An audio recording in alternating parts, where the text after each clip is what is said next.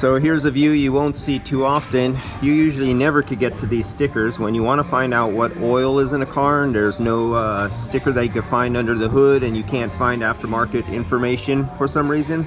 Usually if you could get down, you get down to the compressor and get to it without everything in there, go from underneath the car.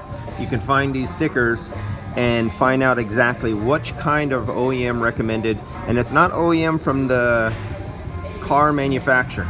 Ford, GM, Toyota, Audi, none of them make their own oil. It's the manufacturer of the compressor who tells you what to recommend as an oil. And in this case, you have the ND8, what has been the standard for Toyota ever since they switched over to R134A from the old R12, which is a double end capped PAG oil. Okay, here is your control valve for the displacement, and you can see the stepper down where the different ports are. And this is where you want to get this connection disconnected, put in your service tool for actuating the valve. You change the displacement in the compressor and you watch it on your gauges move, and you'll know whether this valve is bad or not. And you also check for your signal up here. Then you have, on some vehicles, yes, they still have the good old-fashioned blow-off port. When you hit that 440 psi or so, it will vent the refrigerant to the atmosphere. So for the jerk-offs, you use the little jerk-off cans with the little jerk-off gauge and squirt it in for the quickie lube. And they do it on a cooler day and they overcharge the customer system. Customer drives away the next day, it's 90 degrees. He drives, it hits 440, or before the compressor cuts out, you'll either get a blow-off for refrigerant out of here, or you'll literally break away the breakaway. This is a breakaway. This is not a clutch compressor. It spins all the time. So you actually will break away the clutch from the pulley and it'll literally break, so it saves the belt. So you don't throw the belt off. You throw the belt off, you lose your coolant pump right there. So you definitely don't want a compressor locking up, throwing a belt.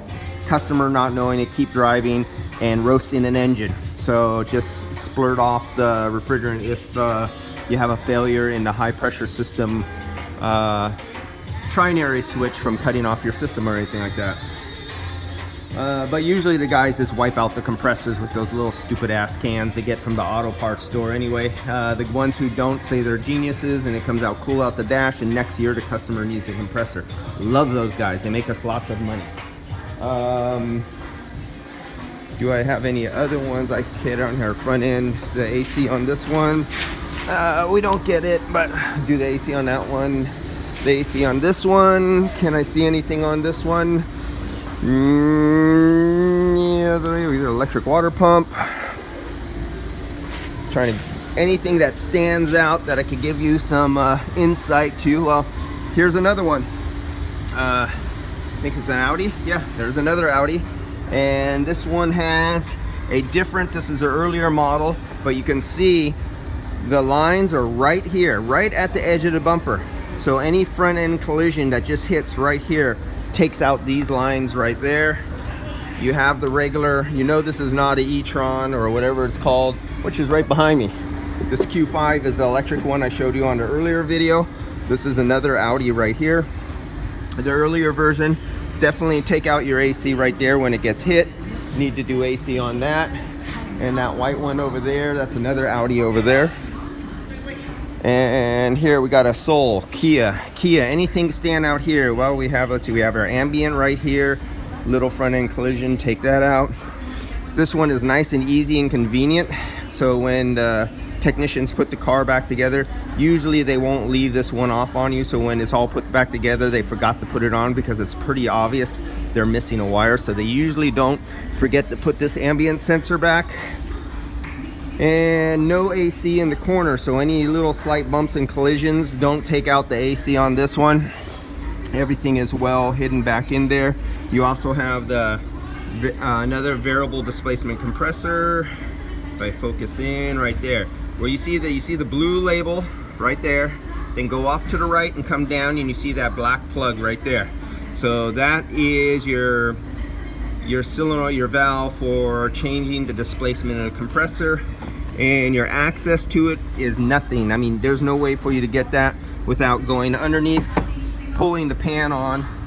Forget trying to get your hands in from up top to get to that one to test that valve, or that solenoid right there.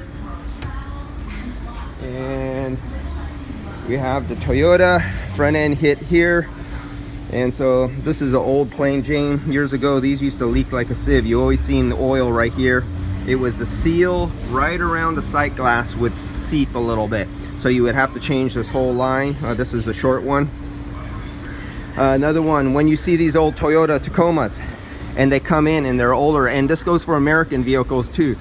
This is aluminum, this one's plastic, but they would make these out of steel. So you have steel touching aluminum, and when they would get wet, especially if they are in places where they salt the roads, you would get a galvanic battery electrolytic action going on between the aluminum and the crimped steel around here, and they would always leak right at the fins where, not the fins, but the tubes, the little aluminum tubes come down here, they go like this. They touch on the inside of the steel and it would pit right through and make a little battery action going on there in galvanic, and it would eat away at the aluminum and cause leaks all the time. Usually they're up in the corners. And that's about the only thing that you have to look for on something like this.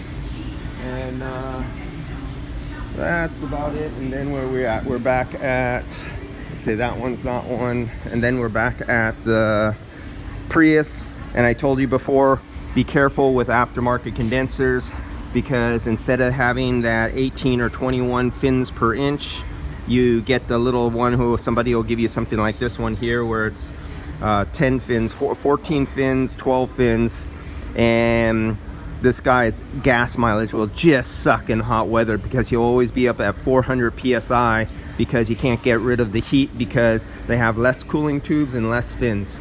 All right, see you guys.